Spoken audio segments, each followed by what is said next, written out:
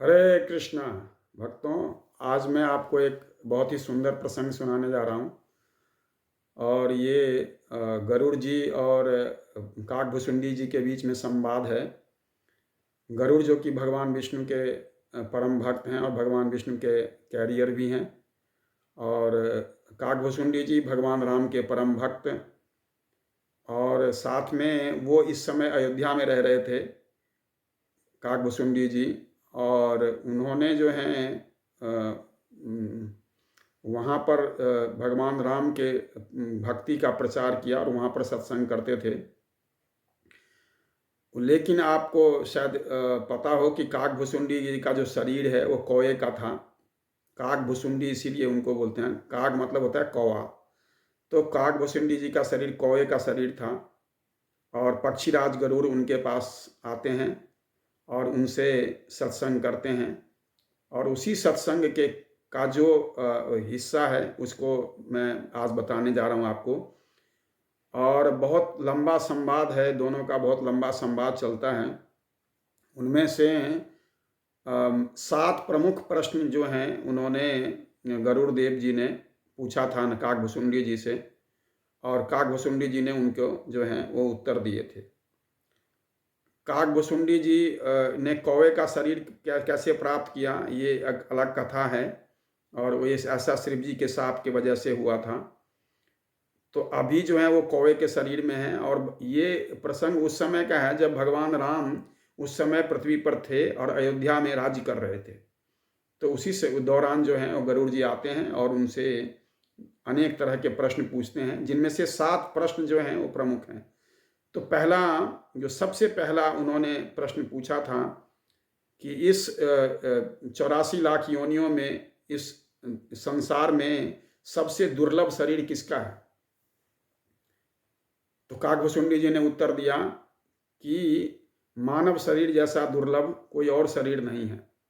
और इस मानव शरीर को प्राप्त करने के लिए समस्त जो है इस भौतिक जगत के चर अचर या देवता सभी इसको प्राप्त करने का प्रयास करते हैं कि मानव योनि ही एक योनि है जहाँ से व्यक्ति भगवान को बहुत आसानी से प्राप्त कर सकता है। तो इसीलिए हर व्यक्ति जो है वो मानव शरीर प्राप्त करना चाहता है। दूसरा जो है उन्होंने ये पूछा कि सबसे बड़ा दुख क्या है, इस भौतिक जगत का सबसे बड़ा दुख क्या है। तो काकभुसुंडी जी ने उत्तर दिया, न ही दरिद्र सम दुख जग माही। दरिद्रता से बढ़कर के कोई दुख नहीं है इस संसार में। क्योंकि एक दरिद्र व्यक्ति जो है हमेशा अपमानित होता है, उसकी शरीर की कांति खत्म हो जाती है और दिन रात जो है वो कुछ भोजन प्राप्त करने के लिए ललायित रहता है। तो दरिद्रता जैसा कोई संसार में दुख नहीं है। फिर उन्होंने पूछा कि जो सबसे बड़ा सुख क्या है।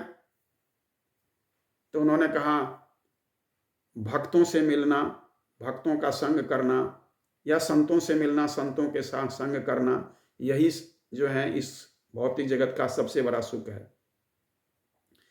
तो अगला प्रश्न करते हैं कि संतों का स्वभाव कैसा होता है।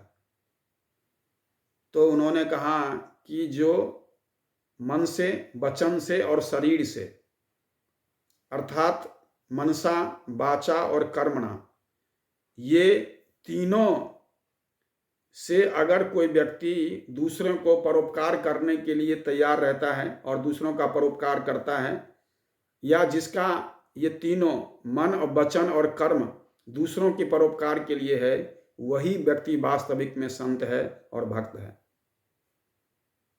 तो उन्होंने कहा कि फिर संत का जो है वो स्वभाव बताने के बाद कह रहे हैं कि फिर दुष्टों का स्वभाव क्या होता है, असंतों का स्वभाव क्या होता है। तो उन्होंने कहा सांप और चूहे की तरह जो बिना कारण आपको दुख पहुंचाए, उसको वही असंत का स्वभाव होता है। जैसे सांप और चूहे बिना कारण ही आपको परेशान करते हैं या दुख पहुंचाते हैं। तो घर में आ गए चूहे या सांप भी, जैसे कोई जगह पर जो हैं, जैसे लोग पहले के समय में जंगलों में तपस्या करते थे, तो इन सब चीज़ों से बहुत जूझना पड़ता था उन्हें। तो कह रहे हैं कि जो सांप है और जो चूहे हैं, ये अकारण ही दूसरों का जो है नुकसान करते हैं। यही स्वभाव जो है ये दुष्टों का होता है, असंत का होता है। इनका उत्पत्ति ही संसार में दूसरों को दुख प्रदान करने के लिए हुआ है। तो इस तरह से जो है वो बताते हैं। फिर कह रहे हैं कि श्रुतियों के हिसाब से अर्थात वेदों के हिसाब से इस भौतिक जगत में सबसे बड़ा पाप क्या है और सबसे बड़ा पुण्य क्या है। तो उन्होंने कहा कि इस भौतिक जगत में वेदों के हिसाब से, श्रुतियों के हिसाब से सबसे बड़ा पाप है निंदा करना। और निंदा में भी कई कैटेगरी बताई उन्होंने कहा कि अगर कोई व्यक्ति निरंतर हमेशा दूसरों की निंदा ही करता रहता है, उसका एक ही काम है कि निंदा करना, केवल निंदा ही करता रहता है, तो ऐसा व्यक्ति चमगादड़ होकर उत्पन्न होता है अगले जन्म में। और फिर उन्होंने कहा कि अगर कोई व्यक्ति जो है वो दूसरे भक्तों और दूसरे की निंदा करता है, तो ऐसा भक्त जो है या ऐसा व्यक्ति जो है वो रौरव नरक में पड़ता है।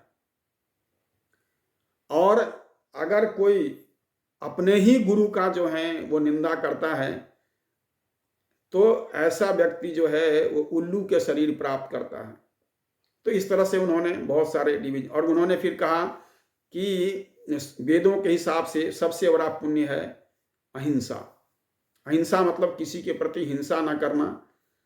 तो हम हिंसा का प्रमुख रूप से क्या समझते हैं कि हम किसी की हत्या नहीं करें, ये तो है ही है, साथ में अपने वचनों से भी किसी को पीड़ित न करें, वो भी हिंसा की कैटेगरी में आता है।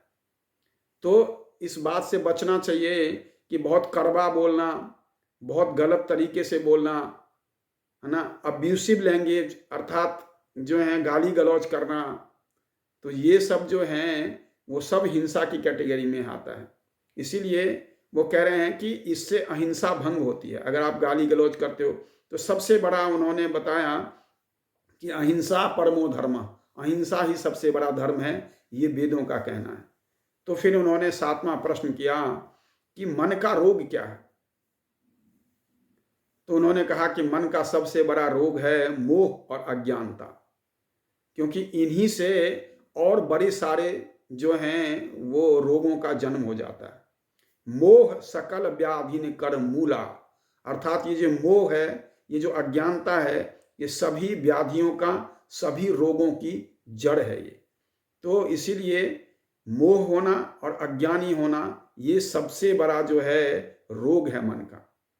तो इस तरह से उन्होंने ये 7 प्रश्न पूछा था और काकभुसुंडी जी ने इसका उत्तर दिया। तो अगर हम इन सब चीज़ों के प्रति सजग रहें तो निश्चित रूप से जो है हम इस मानव जन्म को सफल कर सकते हैं। हरे कृष्णा।